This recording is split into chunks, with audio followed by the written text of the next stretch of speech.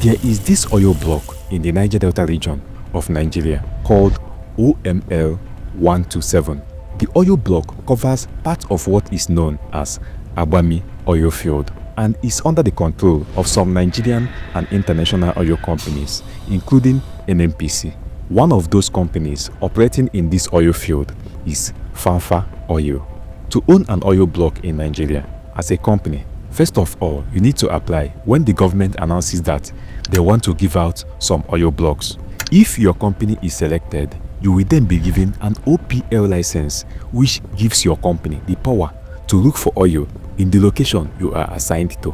If the company finds oil in commercial quantity in that area, the company will then apply for OML license, which is the license that gives the company the authority to start extracting oil in that location. But you know what? This is Nigeria. The big bag factor still plays a part. If your bag is not big enough, you may not know when the announcement for oil block application will be made. And the cost of getting an oil block in Nigeria runs in millions of dollars. So there are only a few people who own oil blocks in Nigeria. One of those people is Folorunsho Alakija, the vice chairman of FAMFA Oil. Before she was awarded this oil block, she was a fashion designer, making clothes for both the wealthy and the poor. One of her biggest clients then was Ibrahim Babangida, the late wife of a former Nigerian head of state, Ibrahim Babangida. Today, Folorunsho Alakija is the richest woman in Africa. According to Forbes, she is worth about $1 billion. But you may be asking, how did she get to the point that she owns an oil block? For you to understand that better, let us start from the beginning. This video will talk about how she met a friend on her way to London, which was where the whole oil conversation started. How she became friends with the Babangida family, what happened to her fashion business, the oil block disagreement she had with the Obasanjo administration, and how she took the Nigerian government to court. In the course of this video, you would be hearing terms like oil block, oil field, oil well. To make it easier for you to understand, an oil well is a well which an oil company drills to get oil. An oil field is a particular location which has been discovered to be rich in oil deposits, and that location might be divided into 2, 3, or 4 parts so that different companies can work in different parts of the field. Then each part is called an oil block.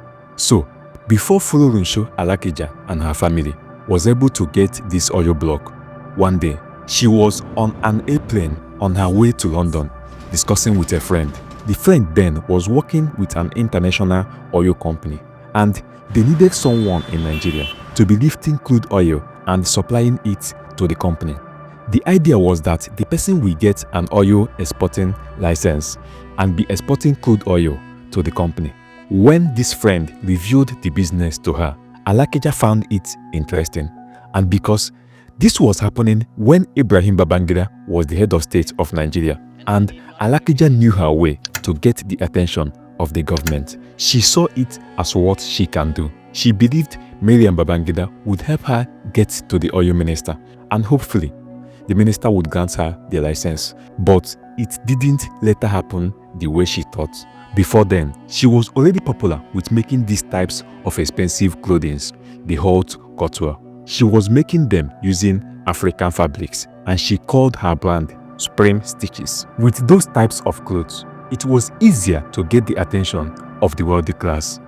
That was how Ibrahim Babangida became her customer, the then First Lady of Nigeria. So, after the oil exporting discussion with the friend she met on an airplane, when she got back to Nigeria, she went to meet Ibrahim Babangida, and as she hoped for, Mrs. Babangida connected her to the then oil minister. She then booked an appointment with the minister. On the day they met, she explained to the minister how she wants to get a license so that she can export oil to her business partners abroad. But the minister gave her bad news. The news was that the Nigerian government then had decided not to allow foreigners take advantage of the oil deposits in Nigeria. the government had placed an instruction that the foreign companies should invest in Nigeria and process the oil here. But because this was during the military regime, the company did not want to invest in Nigeria, and that was how Alakija lost that business opportunity. So she went back to her fashion business many weeks later, because the oil minister earlier told Alakija that there are opportunities for Nigerians in the oil sector. Alakija went back to meet the minister to see where she can fit in. Of course, she contacted Mrs. Babangida, who then connected her to the minister once again. At first, Mrs. Alakija was given the option to provide services for the NNPC, like applying to become the official caterer for the NNPC staff who work at the sea, or maybe applying for the approval to be an official NNPC crude oil transporter, transporting crude from the terminals to the refineries. She then went home and decided to consult some of her relatives who were already working in the oil industry, and they suggested the second option for her. But after several applications, she didn't get any approval for those services. She went back to the minister, and the minister told her, by the time we start connecting more pipelines, we won't be needing trucks to move crude oil. Why not look towards oil exploration and production? Mrs. Alakija concluded that the oil minister did not want to grant her any approval. If she had been applying for the smaller ones and being rejected, how would she get the big one, the oil production license, especially as a new person in the oil industry? But on second thought, it seems the minister wants something better for her. She then went on to do some research on how to seek for such a license. Part of the information she got was that she needed to get some technical partners, and luckily for her, she was able to get some. It was then time to apply for the license. They submitted the first one, but many months later, before they could know what's happening, that oil minister who had been giving them the important information they needed was removed from office, and another person was appointed as a new oil minister, which means they have to start the application all over again. Because this was during the military era, it doesn't take any Senate approval to appoint or fire any minister. The head of state can do anything he decides at any time. And before Alakija and her partners could get any good news, the new oil minister was fired once again. By that time, it was already 2 years of applying for an oil exploration license under two different ministers, and there is no sign that something good might come out of it. But in August 1993, under a new oil minister, after the third application, FAMFA Oil and her partners finally got an oil exploration license. This was the best they hoped for, a positive news at last. As at then, the company was called FAMFA Limited. It was in 1996 that they changed the name and called it FAMFA Oil Limited. But despite this good news of getting a license, the company was not awarded the kind of oil block they hoped for.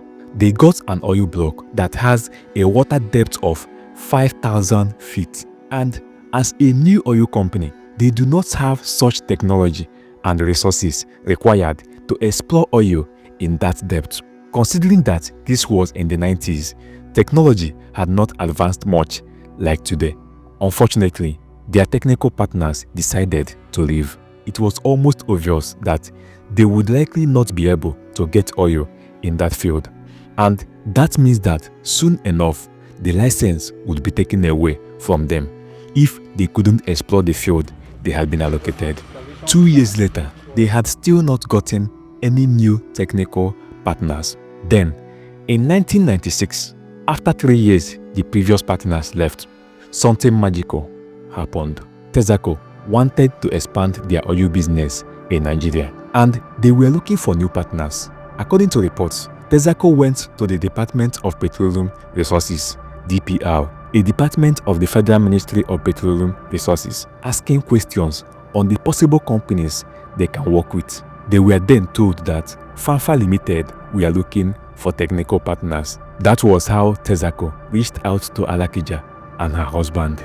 The two companies sat down to negotiate the terms of their partnership. The negotiation lasted for about 3 months, and they finally came to an agreement. Texaco would take 40% of whatever comes out of the oil field, while FAMFA Oil would hold on to the remaining 60%. It was a good deal, considering that Texaco would provide the expertise needed in the partnership. By August 10, 1996, after they have secured the needed technical partners, they were given an oil prospecting license, OPL, to begin exploring for oil in that field. The license was called OPL 216. Remember, it was not yet certain if they were going to get oil in commercial quantity in that field. It was still a gamble. They may end up not getting enough oil to cover for what they have spent. To make sure that they have enough resources to get oil in that field, Texaco signed a deal with another company, Petrobras. As at then, Petrobras, a Brazilian oil company, was known to be successful in such deep water oil exploration, so it was important to bring them in. Surprisingly, in 1998, after putting so much effort, they discovered oil in commercial quantity in that field. At first, Alakija didn't want to make so much noise about it, but Texaco needed to make it public so that their shareholders would be aware of the success they had just recorded. Then, Texaco made the announcement that oil has been found in OPL 216. This singular announcement brought in problems for FAMFA Oil. Remember, this oil block in question, OPL 216, was not the type of oil block most companies wanted. Everyone thought that the effort it demands to get oil in that field was not worth it. This was why Texaco decided to make it public to celebrate the success. But immediately that announcement was made, by 1999, this time, Nigeria has moved from military leadership to a civilian government, and Obasanjo was the president. The government then decided to move in and take a share of the oil in that block. Before then, when this oil block was awarded to FAMFA Oil, according to Mrs. Alakija, part of the agreement was that the government still maintained the right to take over the oil block if they wished to. But before they could do so, they would have to negotiate with the company on why it is important for the government to come in and also pay compensation to the company. Unfortunately, the government did not seek any negotiation. Out of the 60% that FAMFA Oil owned in their partnership with Texaco, the government took 40% and left FAMFA Oil with only 20%. This was not the type of intervention the Alakija family were expecting from the government. And after years of searching for oil, when it was time to make some gain, what they worked for was being taken away. But because Mr. Alakija is a lawyer, and as the family felt they were being treated unfairly, the company took the government to court. While the court processes were going on, the federal government took another 10% from FAMFA Oil. The company was then left with only 10%, while Texaco and Petrobras still maintained their 40%. Remember, when this was happening, the company had not been given the approval to start extracting oil in that field. They needed to get an OML license. It was in December 2004 that they got the approval to start extracting oil in the field. But from that 1999, when the government notified the company that they would take 40% of their interest till 2012, the court proceedings lasted a total of 12 years. It took the efforts of different courts to decide on the case until the 4th day of May 2012, the Supreme Court of Nigeria gave judgment in favor of FAMFA Oil Limited and against the federal government. According to Mr. Alakija, the court decided that the actions of the federal government were illegal, unlawful, and unconstitutional, and that FAMFA Oil should take back what was taken away from them. Victory at last. Today, FAMFA Oil is one of the most successful indigenous oil companies in Nigeria. The company has expanded to other African countries, including Sierra Leone. And Mrs. Alakija had abandoned her fashion brand. She is currently the vice chairman of FAMFA Oil, an evangelist, and one of the most successful African women in business. Thank you so much for your time.